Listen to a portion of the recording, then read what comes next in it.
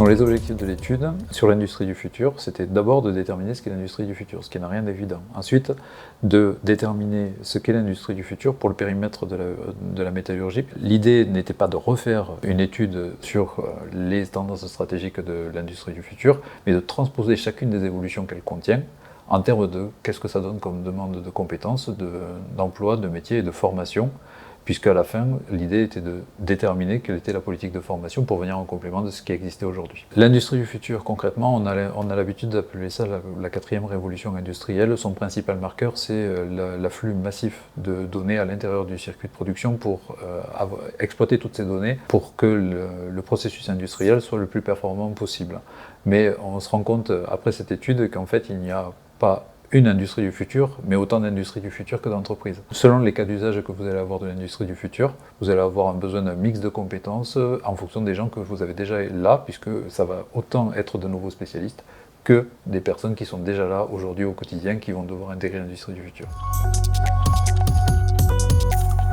Alors, il y a deux grandes façons de prendre l'industrie du futur. Soit on le prend par les technologies, soit on le prend par l'usage. C'est très différent de dire « je vais utiliser le jumeau numérique ». Nous, on a plutôt dit on veut décarboner l'industrie, du coup il faut un florilège de compétences beaucoup plus important que si on se dit juste je vais utiliser le jumeau numérique.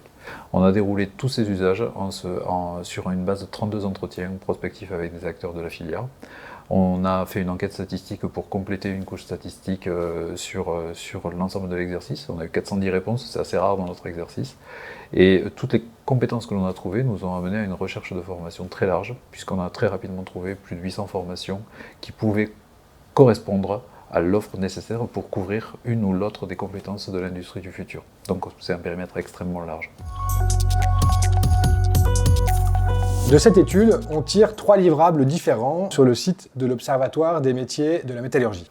Ces 3 documents différents représentent des niveaux de synthèse plus ou moins importants. Il y a un rapport complet, qui est un rapport technique, qui va présenter dans le détail l'ensemble des cas d'usage qui ont été étudiés, qui va rentrer dans le détail des évolutions de métier et des compétences. Vous avez un support de communication, un support de présentation orale, qui, sur une vingtaine de pages, permet de comprendre l'ensemble des éléments qui ont été analysés. Et enfin, un document de 8 pages, très synthétique, permet de comprendre pourquoi cette étude et ce qu'il faut en retenir. L'industrie du futur n'est pas une conséquence de l'émergence de nouvelles technologies. C'est réellement une réponse à des enjeux industriels, sociétaux et environnementaux que l'on connaît actuellement. Nous abordons dans cette étude différents cas d'usage. Nous regardons par exemple le développement de la traçabilité des matières et des produits. Nous regardons les sujets de décarbonation de l'industrie. Nous regardons des sujets de protection des données et de cybersécurité. Nous regardons 19 sujets différents, 19 cas d'usage à travers lesquels nous allons identifier qu'est-ce qui relève vraiment de l'industrie du futur pour faire ressortir les évolutions d'emploi et les évolutions de compétences. À travers cette étude, vous découvrirez que l'industrie du futur se trouve au cœur des enjeux de l'industrie. Le développement de la souveraineté nationale, la décarbonation, la cybersécurité et bien d'autres encore. Les compétences qui ressortent quand on observe les impacts de développement de l'industrie du futur vont bien au-delà de compétences techniques.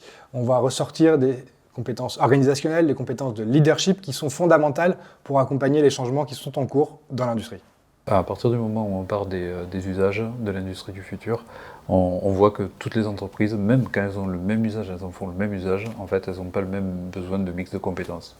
Tout dépend de qui elles ont déjà à l'intérieur et quelles compétences elles ont déjà à l'intérieur. Vous allez avoir besoin des compétences de data science, de data analyse, d'exploitation du jumeau numérique, de réseau, de cybersécurité, de décarbonation, de leadership, etc.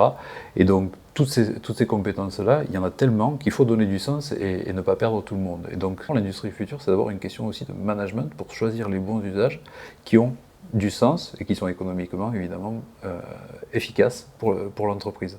Donc, c'est tout un florilège de compétences et très vite, ce qui apparaît, c'est qu'une seule et même personne ne peut pas détenir toutes les compétences que l'on a. Donc, il faut que ce soit une logique collective. Donc, ce que l'on a essayé de faire, c'est de dire métier par métier, sur les métiers que vous connaissez tous, un métier de responsable supply chain, de responsable de production, de technicien de maintenance, quelles sont les compétences nouvelles que demande l'industrie du futur, à la fois sur le plan technique, mais aussi organisationnel, sur des choses très transverses, mais aussi comportementales, pour adopter les modes comportementaux qui vont avec l'industrie du futur. Et les trois sont indissociables, parce que seule la technique ne suffit pas, c'est souvent l'erreur que l'on constate au travers des entretiens, où souvent on embauche un spécialiste technique, et ça ne suffit pas, on se rend compte qu'en fait c'est un raisonnement d'ensemble qu'il faut. Une fois qu'on a dressé la liste de l'ensemble de ces compétences, on se rend compte que face à ça, il y a une offre de formation pléthorique.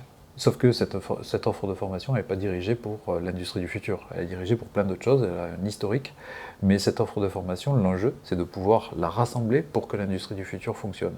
Sauf que rassembler pour l'industrie du futur, c'est très théorique. Dans la réalité, ça va être une personne qui, sur son parcours, a besoin à un moment précis d'une compétence bien précise, et cette personne-là, avec le même besoin technique qu'une autre, ne va pas avoir besoin du même parcours de formation parce que son background n'est pas exactement le même. Il est difficile de quantifier précisément ce que représentent ces besoins en recrutement. Certaines entreprises vont finalement se tourner plutôt vers de la formation interne et faire évoluer les compétences de leurs salariés. D'autres entreprises vont être obligées de recruter à l'extérieur. Ce que l'on peut dire aujourd'hui, c'est qu'il y a pas loin de 100 000 besoins en recrutement à faire si jamais on va sur l'ensemble de la chaîne de valeur et des cas d'usage que l'on a pu développer dans cette étude. Certains métiers, comme les métiers de la cybersécurité, les métiers de la data, c'est une certitude, vont se développer et on le voit déjà aujourd'hui dans les besoins des entreprises, deviennent des métiers indispensables pour accompagner le mouvement de l'industrie du futur. Et dans une moindre mesure, les métiers de la maintenance, par exemple, qui sont déjà présents aujourd'hui dans les entreprises, eux vont plutôt évoluer dans les activités et évoluer dans les compétences pour intégrer davantage les sujets de data, de maintenance prédictive, etc. Pour dresser les résultats, il faut simplement combiner ce qu'on vient de dire avec Edouard. D'abord, vous avez un niveau quantitatif qui est élevé, un nombre de recrutements élevé, mais aussi un nombre de personnes qui sont déjà là, qui sont concernées, qui est élevé également. Et puis tout ça, il faut le multiplier par une diversité qualitative du besoin de compétences très élevée. Cette diversité, elle amène aussi des liens différents entre les métiers. Par exemple, il y a 5-10 ans, entre un data scientist et un technicien de maintenance, vous voyez a priori aucun lien de compétences. Maintenant, c'est un peu plus le cas, puisque un technicien de maintenance va utiliser beaucoup plus de data science à sa disposition pour pouvoir prédire, par exemple, le processus de maintenance qu'il va faire. Ça, on peut considérer que c'est de l'industrie du futur. Et donc ça crée une porosité entre les métiers. Donc les liens entre les métiers changent sur le qualitatif, mais il faut multiplier ça par un grand volume de personnes concernées, et c'est là que ça devient plus complexe, et c'est là où les formations doivent être bien ciblées et arriver à faire du grand volume de formation. L'appareil de formation le permet, mais il faut arriver à le dédier à l'industrie du futur et à monter en cadence par rapport à ça. C'est ça le principal challenge sur les 3-5 prochaines années. Ce qu'il faut retenir, c'est d'abord, l'industrie du futur, c'est de l'industrie. On ne va pas renverser la table. On est dans une poursuite d'un mouvement qui est engagé depuis quelques années. L'industrie du futur, c'est aussi un mouvement qui dépasse les technologies. Il y a des sujets environnementaux, des sujets de modèle économique, des sujets de leadership, des sujets de compétences à prendre en compte. L'industrie du futur, ce sont aussi des cas d'usage très divers. On va aller de la cybersécurité à la décarbonation, en passant par la traçabilité des matières et des produits, et la numérisation des processus de conception, par exemple. L'industrie du futur, c'est aussi un mix de compétences à construire collectivement, mais à adapter aussi aux besoins de chaque entreprise, en fonction de son secteur, en fonction de son organisation ou en fonction de sa taille, par exemple. Nous avons également vu que l'industrie du futur va amener un flux de recrutement élevé sur des métiers relativement nouveaux. Vous retrouverez l'ensemble des métiers impactés dans les résultats de l'étude. Et enfin, cette étude fait ressortir que l'appareil de formation est relativement riche.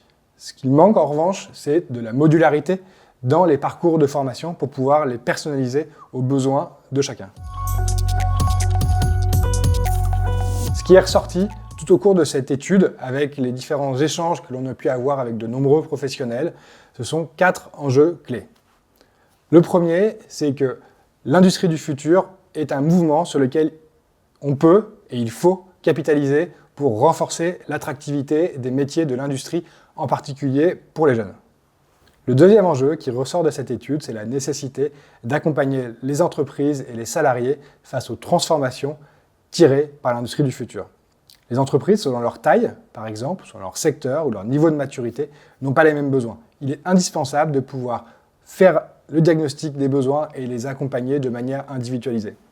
D'ailleurs, l'étude a été développée dans ce sens-là et vous retrouvez dans les résultats des kits de développement de compétences en fonction des métiers.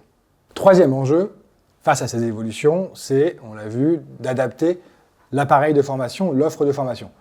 Elle est conséquente, elle est peu personnalisée. Il faut travailler à la fois pour l'adaptation aux besoins en volume et aux besoins en modularité. Et enfin, dernier enjeu qui répond aux trois enjeux précédents, c'est la nécessité d'acculturer toutes les parties prenantes, tous les partenaires de l'industrie, ça va être les collectivités, ça va être les acteurs de la formation, ça va être les clients, ça va être les fournisseurs, pour pouvoir les sensibiliser aux enjeux de l'industrie du futur et aux opportunités que ça la représente pour les collectivités et pour la société de demain.